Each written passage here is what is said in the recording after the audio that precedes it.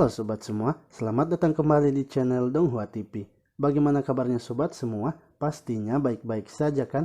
Tak lupa, saya selalu mendoakan agar sobat semua diberikan kesehatan dan dilancarkan semua urusannya. Di video kali ini, saya akan melanjutkan cerita dari Donghua Legendary Twins di part kelimanya. Pada part sebelumnya, Xiaoyu, Hua Wuku, dan Tie Xinlan mengejar Oya Dingdong sampai ke sebuah desa, di mana di desa tersebut mereka harus menghadapi zombie dan terkena racunnya.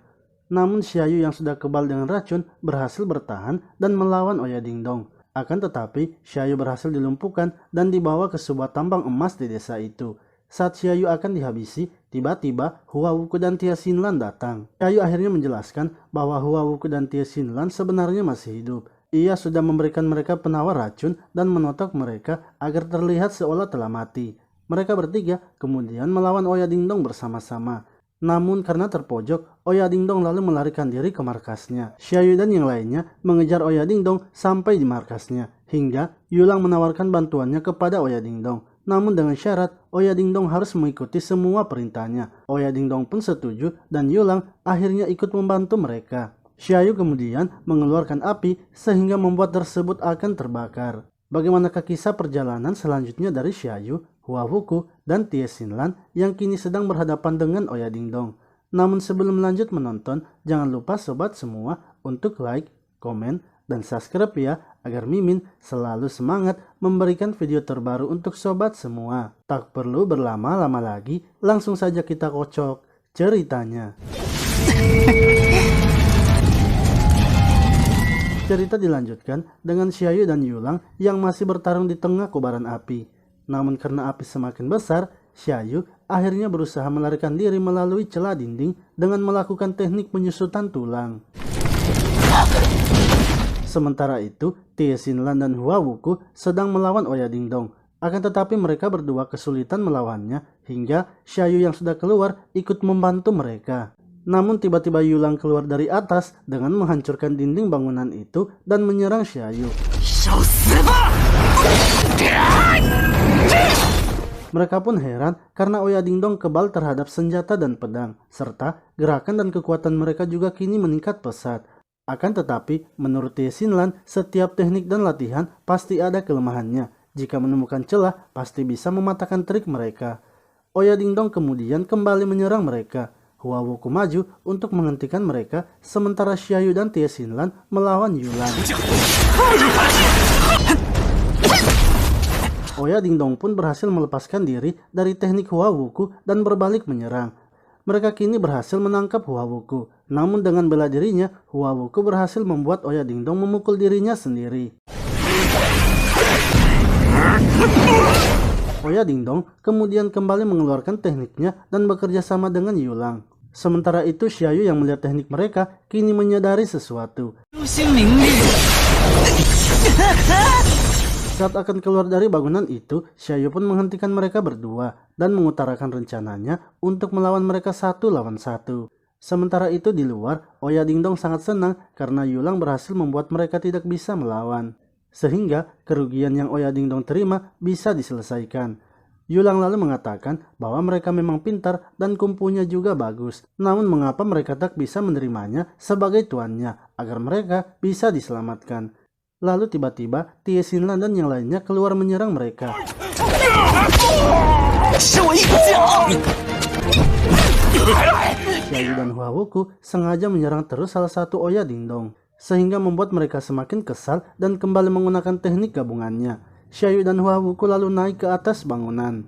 Mereka pun kembali menyerang salah satu Oya Dingdong sehingga menggagalkan teknik mereka.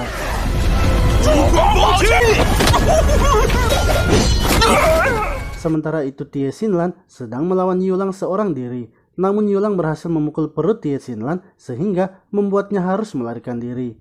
Akan tetapi ternyata itu hanyalah rencana mereka untuk memisahkan Oya Dingdong sehingga mereka kini bisa bertarung 1 lawan 1.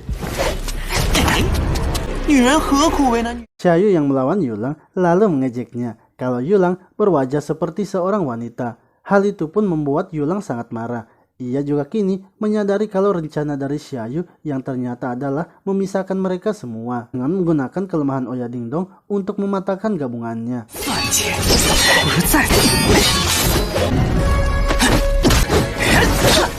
Xiaoyu pun sengaja membuat wajah dari Yulang menjadi kotor dan kembali mengejeknya. Ia kemudian melarikan diri dan memancing Yulang untuk pergi di kawanan para zombie. Sementara itu Hua Wuku kini sedang melawan Oya Dingdong yang telah berpisah. Dengan teknik hujan esnya, Hua Wuku maju menyerang Oya Dingdong. Ia pun dengan mudahnya membuat tangan dan kaki Oya Dingdong membeku. Di sisi lain, Tie Xinlan yang masih berpura-pura kesakitan berlari masuk ke dalam tambang. Saat ia berhenti, Oya Dingdong pun tanpa ragu langsung menyerangnya. Namun ternyata serangannya itu dengan mudahnya dihentikan oleh Tie Xinlan. Tie Xinlan pun memberitahu Oya Dingdong bahwa mereka memang ternyata benarlah bodoh, seperti yang Xiaoyu katakan.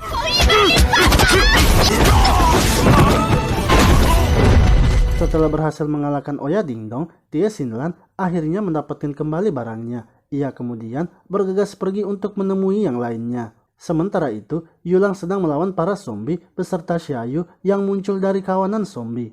Yulang pun terkena serangan dari Xiaoyu sehingga membuat ia marah dan menyerang balik Xiaoyu dengan tinjunya. Melihat hal itu, Xiaoyu pun menerima tantangan dari Yulang untuk bertarung dengan tinju dan tendangan.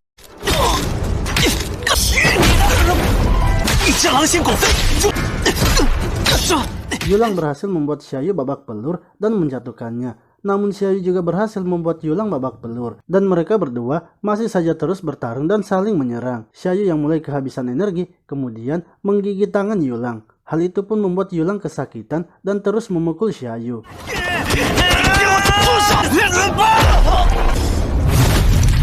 Yulang lalu kembali mengeluarkan pedangnya dan bersiap membunuh Xiaoyu. Namun untungnya Hua Wuku dan Tie Xinlan datang menghentikannya. Melihat mereka berdua yang telah datang membuat Yulang menyadari kalau Oya Dingdong sudah dikalahkan.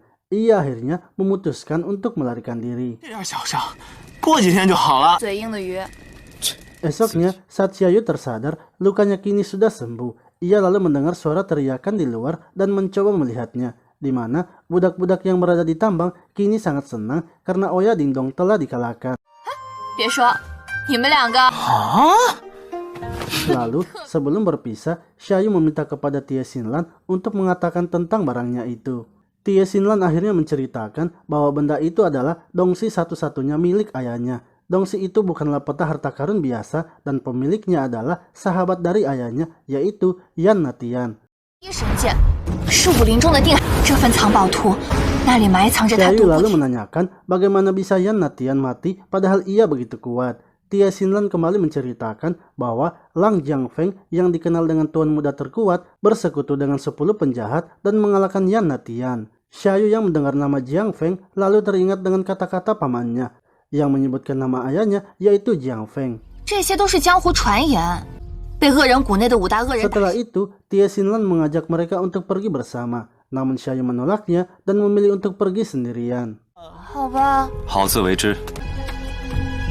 Oke sobat semua, itulah tadi cerita dari Donghua Legendary Twins di part kelimanya. Nantikan terus perjalanan dari dua bersaudara ini ya. Terima kasih telah menonton video ini. Sampai jumpa lagi di video selanjutnya.